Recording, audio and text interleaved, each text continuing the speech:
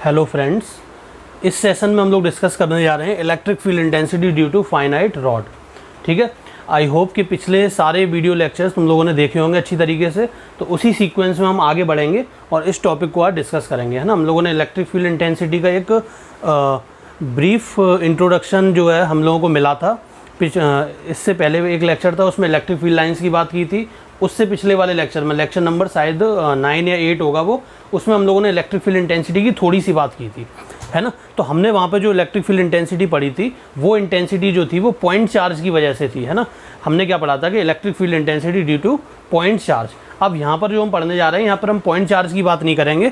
अब जो हमारा सेशन स्टार्ट हो रहा है, इसमें हम डिस्ट्रीब्यूटेड चार्ज की बात करेंगे। डिस्ट्रीब्यूटेड चार्ज क्या होता है? It is the collection of point charges. जैसे अगर हम एक रॉड की बात करें, हमने मान लिया एक रॉड लिया, इस रॉड में कई सारे पॉइंट होंगे और ये रॉड अगर पूरी तरीके से चार्ज है, अगर ये रॉड पूरी तरीके से चार्ज है, मान लिया इस पर पॉजिटिव चार्ज है पूरी रॉड पर, चार्ज डेंसिटी क्या है? लैम्डा कूलाम पर मीटर। क्योंकि चार्ज यहाँ लेंथ में डिस्ट्रीब्यूट हो रहा है, चार्ज जो है वन डायमेंशन में डिस्ट्रीब्यूट हो रहा है, इसलिए कौन सी चार्ज डेंसिटी आएगी? लैम्डा कूलाम पर मीटर। तो इस रॉड की अगर हम बात करें तो इस रॉड पे जो चार्ज है वो लेंथ में डिस्ट्रीब्यूटेड है, तो चार्ज डेंसिटी यूज हो रही है लैम्डा कूलाम पर मीटर। यहाँ जो चार्ज है एक पॉइंट पे ना होके पूरी लेंथ में डिस्ट्रीब्यूटेड है। तो ये जो केस है, ये डिस्ट्रीब्यूटेड चार्ज सिस्टम का एक केस है। अभी तक हम लोगों ने जो इलेक्ट्रिक फील्ड इंटेंसिटी पढ़ी थी, वो हम लोगों ने पॉइंट चार्ज के केस में पढ़ी थी। यहाँ जो हम इलेक्ट्रिक फील्ड इंटेंसिटी पढ़ने जा रहे हैं, वो डिस्ट्रीब्यूटेड चार्ज के केस में पढ़ने जा रहे हैं। तो यहाँ चार्ज जो है ये पूरी लेंथ में डिस्ट्रीब्यूटेड है। इस केस में हमें देखना है कि हम किस तरीके से इस रॉड की वजह से किसी पॉइंट पर, ये पॉइंट हमने मान लिया डी डिस्टेंस पर कोई पॉइंट है, इस पॉइंट पर हमें इलेक्ट्रिक फील्ड इंटेंसिटी कैलकुलेट करना है। तो इसको करने का क्या तरीका है वो हमें देखना है। हमें पता है कि हम जो इलेक्ट्रिक फील्ड इंटेंसिटी लिखते हैं के क्यू अपॉन आर स्क्वायर, के 1/4πε0। ये जो इंटेंसिटी है ये पॉइंट चार्ज के लिए वैलिड है। यहाँ पर पॉइंट चार्ज नहीं है, यहाँ पे कई सारे चार्जेस हैं, तो इस केस में हम इस फॉर्मूले को यूज नहीं कर सकते। तो इसके लिए हमें क्या करना पड़ेगा? हमें पता है कि ये जो रॉड है ये कलेक्शन ऑफ पॉइंट चार्जेस है, कई सारे पॉइंट चार्जेस से मिलके बनी हुई है ये रॉड। तो हम क्या करेंगे? हम इसमें एक छोटा सा पॉइंट चार्ज जो है ले लेंगे, कोई छोटा सा टुकड़ा, इसको उधर लिख देते हैं। हमने मान लिया वाई डिस्टेंस पे जाके एक छोटा सा एलिमेंट लिया, ये वाला, इसकी मोटाई मान ली कितनी है? dy। ठीक है, और हम क्या देख रहे हैं कि ये जो इसका अपर एंड है, इस रॉड की अगर हम बात करें, इसमें ये लोअर एंड है और ये अपर एंड है। इस अपर एंड को हमने इस पॉइंट से मिलाया और मान लिया ये वाला जो एंगल है ये कितना है? θ1। ये वाला जो एंगल है लोअर एंड के लिए, इसको हमने मान लिया θ2। ठीक है, हम क्या करते हैं, हमने ये वाली जो लाइन ली है और d जो है, d क्या है? d is perpendicular distance of point. कौन सा पॉइंट? जिस पर हमें इलेक्ट्रिक फील्ड इंटेंसिटी निकालना है, फ्रॉम रॉड। डी जो है परपेंडिकुलर डिस्टेंस है उस पर्टिकुलर पॉइंट की जिस पर हमें इलेक्ट्रिक फील्ड इंटेंसिटी कैलकुलेट करना है। कहाँ से परपेंडिकुलर डिस्टेंस है? रॉड से। तो ये सारी चीज़ें हमें पता चली। हमने क्या किया? एक छोटा सा एलिमेंट कट किया। इस एलिमेंट के एक एंड को जब हमने इधर मिलाया और दूसरे एंड को ऐसे मिलाया, तो हमने मान लिया कि ये जो एंगल हमें मिला, ये मिला dθ। ठीक है, अब सारे एंगल कहाँ से मेजर कर रहे हैं? इस वाली लाइन से। तो इस एंगल को भी हमने यहाँ से मेजर किया और हमने मान लिया ये एंगल है थीटा।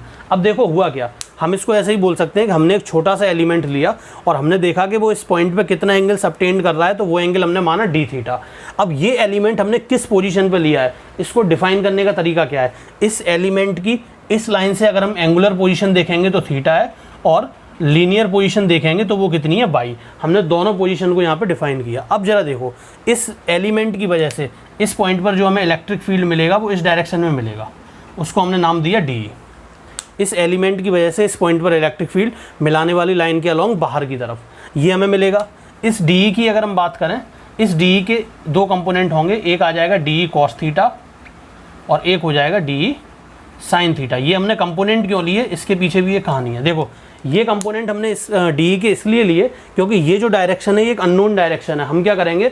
अननोन डायरेक्शन के वेक्टर को नोन डायरेक्शंस में लेके आएंगे। तो इसके लिए हमने इस डी के दो कंपोनेंट लिए, that is d cos theta and another d sine theta. इस डी कॉस थीटा जो है ये, इसको हमने ई परपेंडिकुलर नाम दिया। ई परपेंडिकुलर क्यों? Why it is E perpendicular? Because this component of electric field is perpendicular to the rod.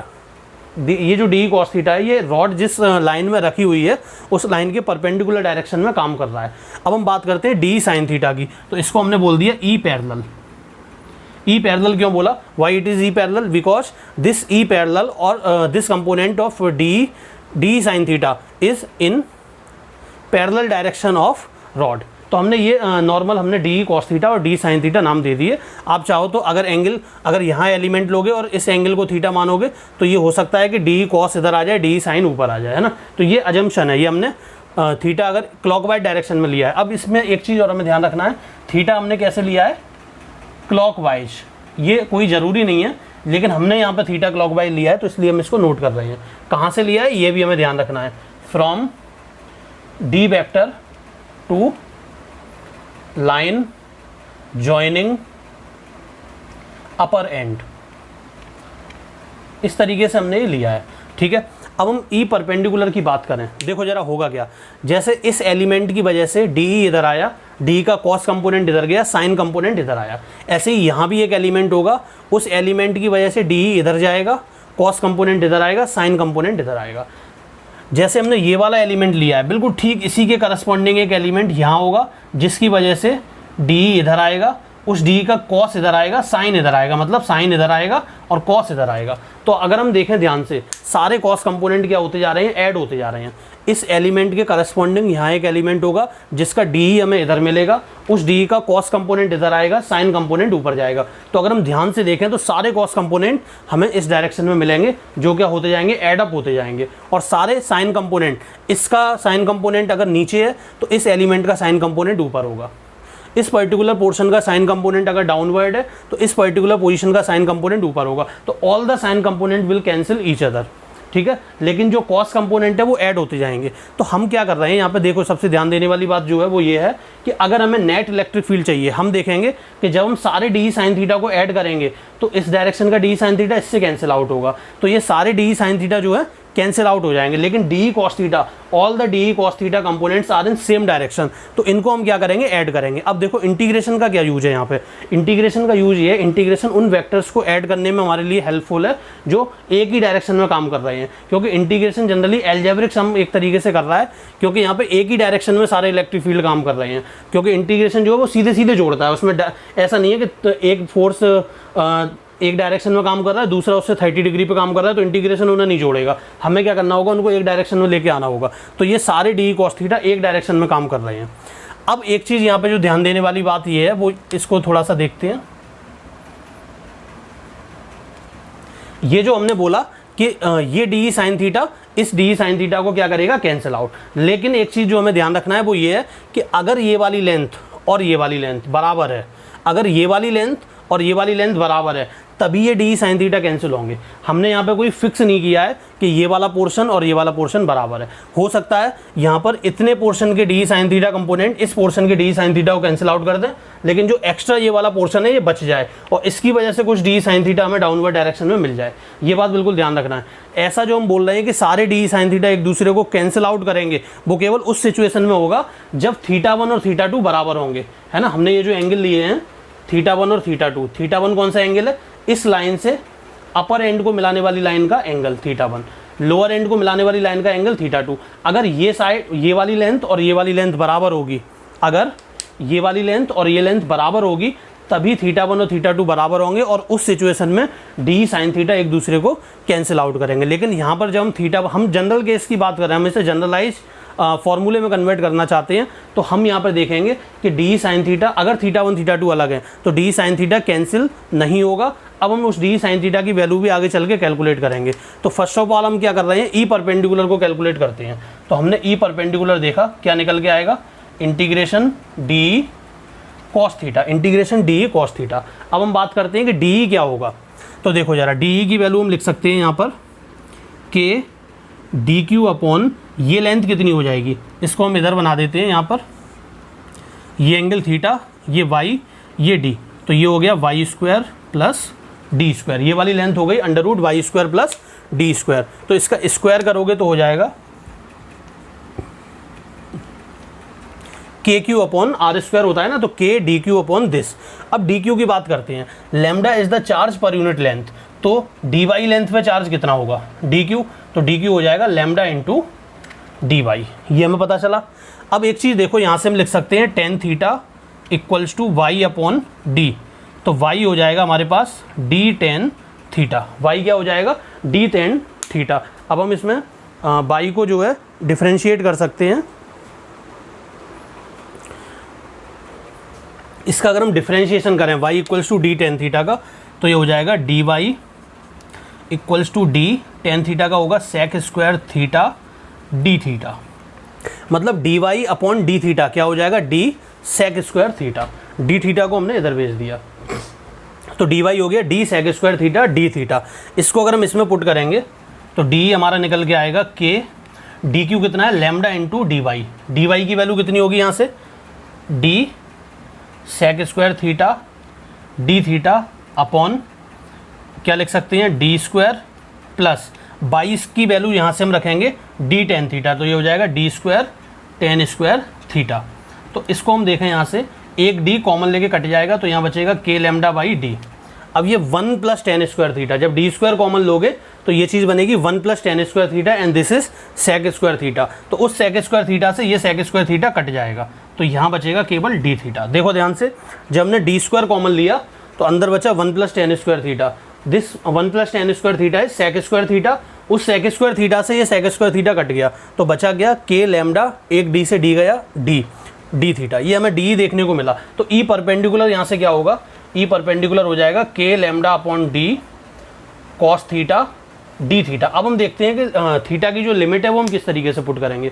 हमें देखना है कि हम किस तरीके से थीटा की लिमिट को पुट करेंगे यहाँ पे। तो देखो ध्यान से, थीटा जो है, थीटा हम किस तरीके से ले रहे हैं? हमें ये जो रॉड है यहाँ से स्टार्ट करके यहाँ पे एंड करना है। हमें पूरी रॉड किस तरीके से लेनी है? इस पॉइंट से स्टार्ट करके और इस पॉइंट तक हमें रॉड को कंसीडर करना है। तो देखो इसको लेने का क्या तरीका है। जब हम इस पॉइंट पे होंगे तो ये वाला जो एलिमेंट है ये यहाँ आ जाएगा, है ना। मतलब ये वाली जो लाइन हमें देखने को मिल रही है ये कहाँ आ जाएगी? यहाँ पर। तो हम थीटा कैसे मेजर करेंगे? इस डायरेक्शन में, और वो कितना होगा? थीटा टू होगा। अब लेकिन थीटा को हम किस सेंस में ले रहे हैं? Theta always measures in clockwise direction. Theta always measures in the clockwise direction. लेकिन यहाँ पे अगर हमें नीचे आना है तो वो कैसे होगा? Anti clockwise. सो इसलिए हम यहाँ पे क्या करेंगे? एक माइनस साइन लगाएंगे, क्योंकि हमने जो कन्वेंशन यूज किया है, हमने थीटा किधर लिया है? क्लॉकवाइज सेंस में लिया है। लेकिन इस पॉइंट पर आने के लिए हमें थीटा किस डायरेक्शन में थीटा को ले जाना पड़ रहा है? Anti clockwise. That's why we put negative sign here. अब इस पॉइंट पर अगर हमें जाना है, तो ये थीटा कैसा होना चाहिए? इस पॉइंट पे जाने के लिए ये वाली जो लाइन है ये यहाँ आ जाएगी, तो ये पूरा एंगल कितना हो जाएगा? थीटा 1। तो यहाँ पे हम लिमिट पुट करेंगे थीटा 1। ये पॉजिटिव क्यों है? Why it is positive? Because when we place this particular element at this place then theta will goes up to theta 1 and it is in clockwise direction and we already have assumed that clockwise direction is positive. तो positive clockwise direction में हम ले रहे हैं, इसलिए theta 1 यहाँ पे positive आएगा।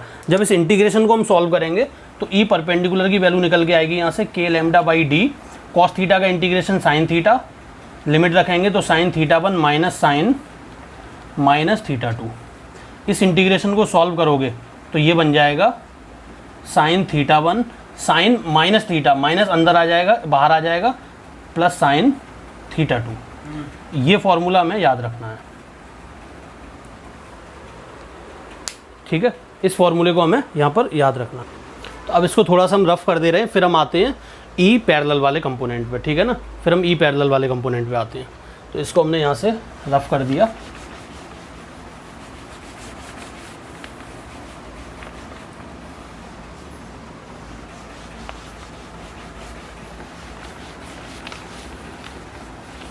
अब देखते हैं ई पैरेलल की वैल्यू क्या होगी। ई पैरेलल जो है वो है, इसमें थोड़ा सा इंटीग्रेशन और लगा लेना है ना, तब इसको ई परपेंडिकुलर बोलेंगे। जब all D cos theta add होंगे तब हमें ई परपेंडिकुलर मिलेगा, तो इंटीग्रेशन और लगा लेना ऐसे ही इधर। तो ई पैरेलल हो जाएगा इंटीग्रेशन डी साइन थीटा। इसमें भी लिमिट कहाँ से कहाँ तक जाएगी? माइनस थीटा 2 से थीटा 1। डी की वैल्यू के lambda by D sine theta d theta. D कितना है? के lambda by D D theta minus theta 2 से थीटा 1। इस इंटीग्रेशन को सॉल्व करेंगे तो ये आएगा साइन थीटा का इंटीग्रेशन माइनस कॉस थीटा, तो माइनस इधर लगा दिया, cos theta 1 minus cos minus theta 2। तो ये जो पूरा पोर्शन है ये सॉल्व होके आएगा हमारे पास के लैम्डा बाई डी, है ना। और ये हो जाएगा cos theta 1, cos minus theta जो है कॉस थीटा हो जाता है, तो cos theta 1 minus cos theta 2। अब ये माइनस पहले से ही बाहर है तो ये हो जाएगा cos theta 2 minus cos theta 1। ये हमारा ई पैरेलल निकल आया। इस तरीके से हम लोगों ने क्या किया, ई परपेंडिकुलर और ई पैरेलल को फाइंड करके हमने इलेक्ट्रिक फील्ड के दोनों कंपोनेंट यहाँ पे फाइंड किए। तो ई नेट अगर हमें लिखना है तो ई नेट को हम कैसे लिख सकते हैं, ई परपेंडिकुलर इस डायरेक्शन में, अगर ये एक्स एक्सिस है, अगर ये एक्स एक्सिस है और ये वाई एक्सिस है तो हम इसको लिख सकते हैं ई परपेंडिकुलर आई कैप माइनस ई पैरेलल जे कैप। इस तरीके से हम यहाँ पे इसको लिख सकते हैं, ठीक है ना। तो इस डेरिवेशन को हमें अच्छी तरीके से याद रखना है। बोर्ड के पॉइंट ऑफ व्यू से डेरिवेशन इंपॉर्टेंट नहीं है, रिजल्ट हमें याद रखने हैं। रिजल्ट कभी कभी न्यूमेरिकल में डायरेक्ट यूज हो जाते हैं, है ना। तो बोर्ड के लिए इस डेरिवेशन की कोई इंपॉर्टेंस नहीं है। हमें क्या करना है, हमें रिजल्ट एकदम से याद होने चाहिए ताकि न्यूमेरिकल्स की जो कैलकुलेशन है उसे हम ईजी बना सकें। अब यहाँ पर ध्यान देने वाली बात जो है वो देखो, डी क्या है। डी की अगर हम बात करें, डी जो है, D is the perpendicular distance of point from the rod. इस पॉइंट को लिख सकते हो, D क्या है, D is the perpendicular distance of point from this particular rod, ठीक है। थीटा 1 क्या है, थीटा 1 जो है अपर एंड को मिलाने वाली लाइन, अपर एंड को पॉइंट से मिलाने वाली लाइन का R वेक्टर से एंगल है। थीटा 1 हमने किधर मेजर किया है, theta 1 is measured from R vector, sorry D vector, theta 1 is measured from D vector towards the line joining upper and from that point. मतलब ये जो हमारा D वेक्टर है, यहाँ से क्लॉकवाइज सेंस में इन दोनों को मिलाने वाली जो लाइन है उसको मिलाओगे तो जो वेक्टर हमें मिलेगा वो D वेक्टर है, सॉरी थीटा 1 है। वो जो एंगल हमें मिलेगा वो थीटा 1 है। फिर हम लोअर एंड को जब इस पॉइंट से मिलाएंगे तो एंटी क्लॉकवाइज सेंस में जो एंगल हमें मिलेगा वो होगा थीटा 2। तो अब इस पूरी कहानी को हम यहाँ पे रफ करके कुछ चीज़ें यहाँ पे देख रहे हैं, उसको थोड़ा सा फोकस कीजिए।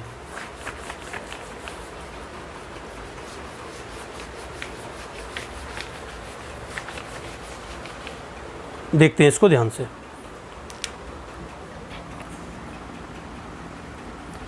ये एंगल हमारा थीटा 1, ये एंगल हमारा थीटा 2 है ना, ये पॉइंट है। ई परपेंडिकुलर हमें किधर मिला, इस डायरेक्शन में, ई पैरेलल हमें इस डायरेक्शन में मिला। अगर कोई बच्चा यहाँ एलिमेंट लेता तो उसे ई पैरेलल इस डायरेक्शन में मिलता, फिर वो फॉर्मूले को उस रिजल्ट के हिसाब से यूज करता जो रिजल्ट वहाँ पे निकल के आता। हम जो फॉर्मूले लेके आए हैं वो इस अजम्पशन के हिसाब से लेके आए हैं कि हमने एंगल जो मतलब एलिमेंट जो लिया है वो अपवर्ड डायरेक्शन में लिया था। अब एक चीज़ देखो यहाँ ध्यान से, ई परपेंडिकुलर किधर आएगा, ई परपेंडिकुलर जो है always perpendicular to rod. Rod जिस लाइन में रखी होगी उसके परपेंडिकुलर होगा ई परपेंडिकुलर। ई पैरेलल किधर होगा, E parallel from theta 1 to theta 2 side. इसका मतलब क्या है, सब याद रखने के तरीके हैं। थीटा 1 अगर हमने अपवर्ड डायरेक्शन में लिया है तो ऊपर से नीचे की तरफ होगा ई पैरेलल। डी क्या है यहाँ पर, डी जो है perpendicular distance of point from rod.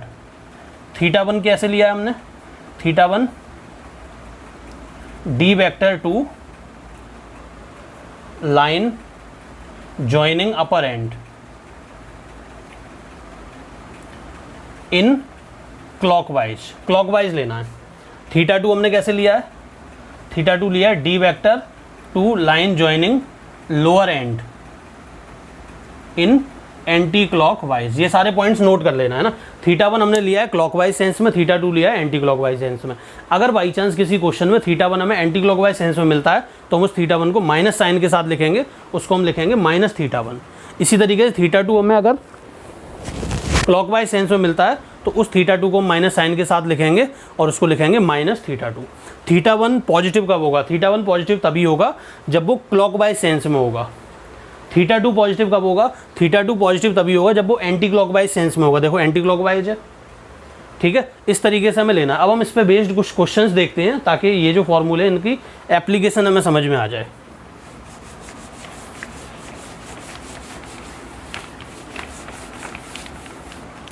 जैसे मान लिया कि रॉड जो है ऐसे रखी हुई है, ये पॉइंट है हमारे पास, ये डिस्टेंस हमें डी दी हुई है, ठीक है ना।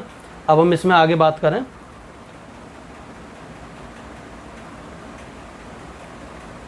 ये एंगल हमने मान लिया 20 डिग्री, ये एंगल ले लिया 30 डिग्री, ठीक है। और ये वाली जो डिस्टेंस है ये हमें कितनी दी हुई है, डी। इस पॉइंट पर हमें बताओ इलेक्ट्रिक फील्ड जो हमें कैलकुलेट करना है उसमें जो ई पैरेलल और ई परपेंडिकुलर होगा वो किस डायरेक्शन में होगा। सबसे पहले बताओ ई परपेंडिकुलर किधर होगा। तो ये रॉड है, इस पे चार्ज कैसा है, पॉजिटिव प्लस लैम्डा। जब भी पॉजिटिव चार्ज होगा ई परपेंडिकुलर किधर होगा, बाहर की तरफ, ई पैरेलल किधर होगा, नीचे की तरफ। ये ध्यान रखना। अगर यहाँ नेगेटिव चार्ज हो गया, अगर यहाँ नेगेटिव चार्ज हुआ तो हमें क्या करना है, हमें केवल और केवल ई पैरेलल और ई परपेंडिकुलर की डायरेक्शन को रिवर्स कर देना है ना, जो भी हम लोगों ने लिखा है। अगर ये पॉजिटिव चार्ज है तो इस पॉइंट पर अगर हम देखें तो ई परपेंडिकुलर किधर होगा, ई परपेंडिकुलर जाएगा इधर।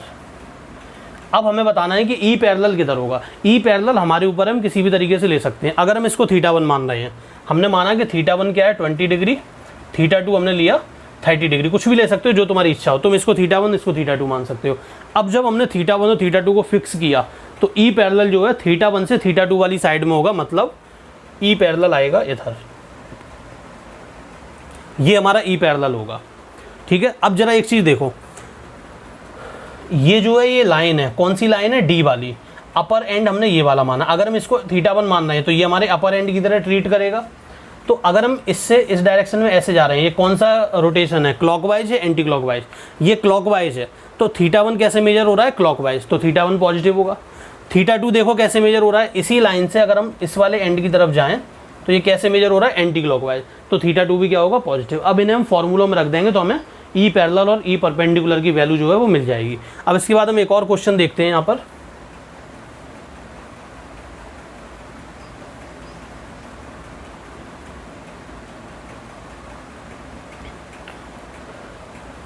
ये एक रॉड है हमारे पास, ये एंगल हमें दिया हुआ है 20 डिग्री और ये दिया है 30 डिग्री।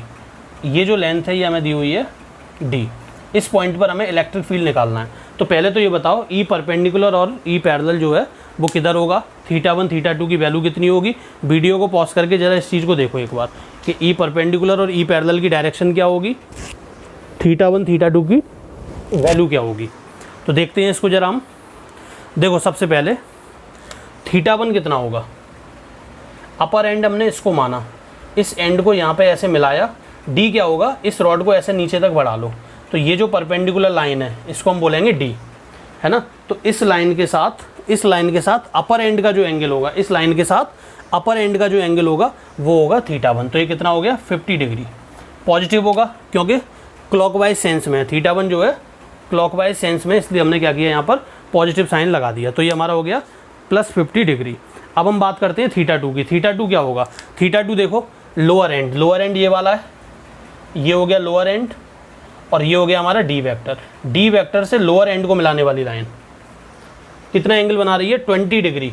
तो θ2 हमारा हो गया 20 degree and what is this, plus 20 degree और माइनस 20 डिग्री। देखो ये जो 20 डिग्री है क्लॉकवाइज सेंस में, जबकि θ2 हम जो लेते हैं वो एंटी क्लॉकवाइज सेंस में पॉजिटिव लेते हैं। तो अगर ये θ2 क्लॉकवाइज है और हम लेते हैं एंटी क्लॉकवाइज, तो यहाँ पे हमें क्या करना पड़ेगा, माइनस साइन पुट करना पड़ेगा।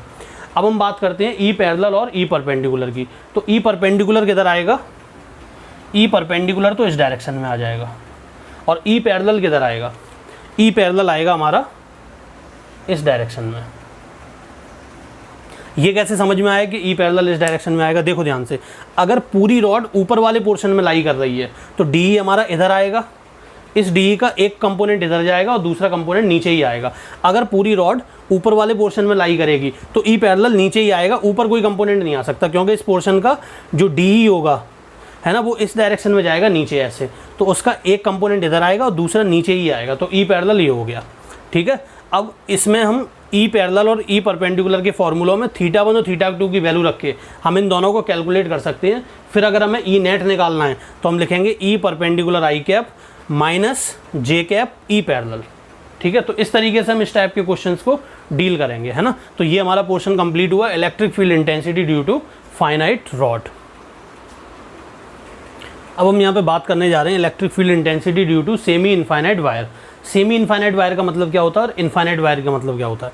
इनफाइनाइट वायर का मतलब ऐसा कि जो पॉइंट है, ये जो पॉइंट हमने लिया है, मान लिया डिस्टेंस डी पर है इस वायर से, इस डी के कंपेरिजन में अगर लेंथ ऑफ वायर जो है काफ़ी ज़्यादा है, या फिर हम ऐसे बोलें कि लेंथ ऑफ वायर के कंपेरिजन में अगर ये जो डिस्टेंस हमें स्मॉल डी दिख रही है, ये क्या है, काफ़ी स्मॉल है। जैसे मान लिया 500 किलोमीटर लंबा वायर है और हम उस वायर से 10 मीटर डिस्टेंस पे खड़े हुए हैं, तो then this 10 metre is very small as compare to 500 kilometre. ठीक है, तो उस केस में हम 500 किलोमीटर को मान लेंगे कि 500 किलोमीटर का जो वायर है वो इनफाइनाइट वायर की तरह ट्रीट कर रहा है। बात समझ में आई होगी। ये जो वायर है हमने मान लिया इसकी लेंथ जो है वो काफ़ी ज़्यादा है as compare to this particular distance small d, so we will assume here that the length of the wire is infinite, है ना। तो हमने इस वायर को इनफाइनाइट वायर माना, लेकिन हो क्या रहा है, ये वायर जो है केवल ऊपर की डायरेक्शन में इनफाइनाइट है। यहाँ पे ये जो वायर है इसका ये एंड पॉइंट है, तो ऐसे वायर को हम बोलते हैं सेमी इनफाइनाइट वायर। अब इसको करने का तरीका क्या है, हम θ1 और θ2 देखेंगे। सबसे पहले θ1 क्या होगा, अपर एंड को मिलाने वाली लाइन ये होगी। अब ये वायर जो है यहाँ पे एंड नहीं हो रहा, अगर हम यहाँ से देखें तो ये एंगल मिलता, यहाँ पे देखेंगे तो ये एंगल मिलेगा, लेकिन ये वायर यहाँ एंड नहीं हो रहा है, ये और ऊपर तक जा रहा है, तो एंगल कैसे होगा, बढ़ता जाएगा। और जब बहुत दूर चले जाओगे तो ये लाइन जो है मिलाने वाली बिल्कुल ऐसे हो जाएगी, तो उस सिचुएशन में एंगल ये हो जाएगा 90 डिग्री। θ1 कितना हो जाएगा हमारे पास, 90 डिग्री उस सिचुएशन में। तो हम यहाँ पे लिख सकते हैं कि अगर एक एंड किसी वायर का इन्फिनिटी की तरफ जा रहा है, अगर एक एंड किसी वायर का इन्फिनिटी की तरफ जा रहा है तो हम बोल देंगे θ1 हो जाएगा 90 डिग्री। अब θ2 क्या होगा, देखो डी वेक्टर हमारा इसी लाइन में है और इस एंड को इससे मिलाने वाली लाइन भी यही है, तो इसी लाइन के साथ एंगल कितना है, 0 डिग्री। तो θ2 हो गया हमारा 0 डिग्री। अब उसको हम ई पैरेलल और ई परपेंडिकुलर के फॉर्मूले में रखते हैं। तो ई परपेंडिकुलर क्या था, इस डायरेक्शन में आएगा। ई परपेंडिकुलर कितना था, k λ/d साइन θ1 मतलब साइन 90 प्लस साइन θ2 मतलब साइन 0, तो ये हो जाएगा k λ/d। ई परपेंडिकुलर हमारा आ गया k λ/d। अब हम ई पैरेलल देखते हैं, ई पैरेलल क्या होगा, ये होगा k λ/d cos θ2 यानी कि cos 0 minus cos θ1 cos 90। cos 90 की वैल्यू होती है 0, तो ई पैरेलल फिर से आ जाएगा k λ/d। कितना होगा, k λ/d। इस तरीके से हमें देखने को मिलेगा। हमने ई परपेंडिकुलर और ई पैरेलल दोनों यहाँ पर कैलकुलेट किए। तो अगर हमसे ई नेट पूछा जाए कितना होगा, तो ई नेट हम बताएंगे E perpendicular k λ/d, E parallel k λ/d। तो इन दोनों का जो रिजल्टेंट है वो कुछ इस तरीके से आएगा k λ/d√2 और ये एंगल हो जाएगा 45 डिग्री। इस तरीके से हम ई नेट निकालेंगे in case of semi infinite wire. Semi infinite wire की अगर हम बात करें तो हम सीधे सीधे याद रख सकते हैं कि एक एंड इन्फिनिटी पे जाएगा, it means θ1 is 90 degree here and the second end जो है वो in front of this particular point होगा और इस केस में θ2 हो जाएगा 0 डिग्री। तो हमें ये फॉर्मूले डायरेक्ट याद रखने हैं ना। अब हम इसको क्या करते हैं, रफ करते हैं, इसके बाद हम फुली इनफाइनाइट वायर पर आएंगे। फुली इनफाइनाइट वायर और इनफाइनाइट वायर भी हम उसको डायरेक्ट बोल सकते हैं। तो इस पोर्शन को हम यहाँ पे रफ कर देते हैं।